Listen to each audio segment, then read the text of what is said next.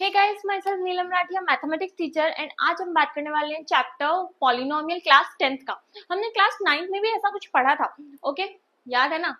ऐसा पढ़ा था हमने। सो अगर आपका क्लियर नहीं हुआ उस समय तो बिल्कुल भी टेंशन मत लो, हम यहाँ पे ऑलमोस्ट 9th का साथ लेके ही चलेंगे। ओके, जिससे आपको कहीं पे भी कोई भी डाउट नहीं होगा। एंड इसमें हम एनसीईआरटी तो कवर करेंगे ही, साथ ही साथ हम रेफरेंस बुक भी कवर करने वाले। So let's start. Polynomial polynomial होता क्या है? चैप्टर तो है पॉलिनोमियल, बट होता क्या है? तो पॉली मीन्स क्या होता है? मैनी, और नोमियल मीन्स टर्म्स। अब इससे हमें ये तो पता चल रहा है कि जिसके मेनी टर्म्स होते हैं उसको बोलते हैं हम पॉलिनोमियल। तो व्हाट इज टर्म्स? टर्म्स क्या होते हैं? टर्म्स जैसे कि ये ये एक इक्वेशन है, इसमें जो ये सिंगल सिंगल चीज है, यहाँ ये एंड ये, इनको हम टर्म्स बोलते हैं। ओके, इन टर्म्स को, ये टर्म्स कितने भी हो सकते हैं। अभी तो यहाँ पे मैंने 3 बनाए, 3 4 5 6 7, इनफाइनाइट हो सकते हैं। तो अपन सबको तो नाम नहीं दे सकते, इसीलिए इन सबका एक नाम दे दिया मेनी टर्म्स, जिसके बहुत सारे टर्म्स होते हैं।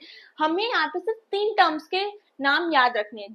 जब सिंगल टर्म होगा उसको हम बोलेंगे मोनोमियल, जिसके 2 टर्म होंगे उसको हम बोलेंगे बाइनोमियल, जिसके 3 टर्म होंगे उसको हम बोलेंगे ट्राइनोमियल, और अगर उससे आगे बढ़ता चला जाएगा उसको हम पॉलिनोमियल। ओके, अब टर्म्स के अंदर भी चीजें जैसे लेटर्स, ये जो अल्फाबेट्स है, इन अल्फाबेट्स को क्या बोलते हैं? ये एक्स, ये वाई, इन अल्फाबेट्स को हम बोलते हैं वेरिएबल्स।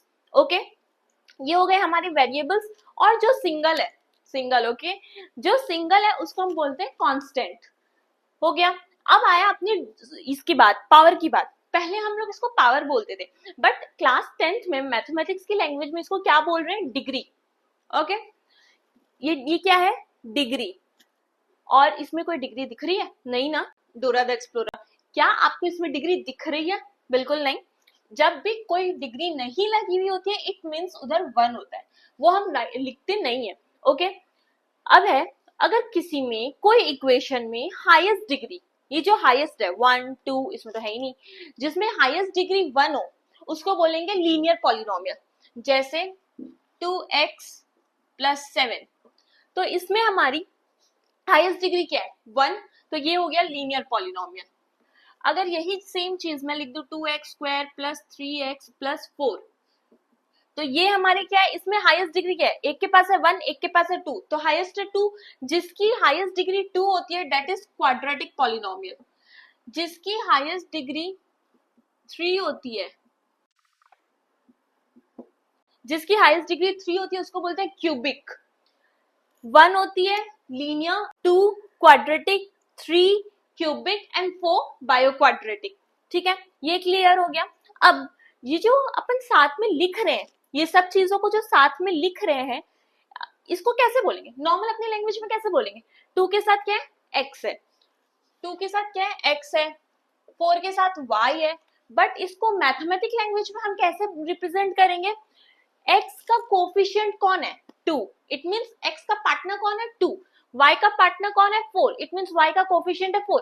अगर हम इसके आगे स्क्वायर या क्यूब लगा दे, डजंट मैटर, आपको क्वेश्चन में ये डिफाइन कर दिया जाएगा कि कौन किसका पार्टनर आपको बताना है। जैसे इसमें आपको बता देंगे कि y क्यूब का कोफिशिएंट क्या है तो इट मींस क्या होगा? 4। एक्स स्क्वायर का कोफिशिएंट क्या है? 2।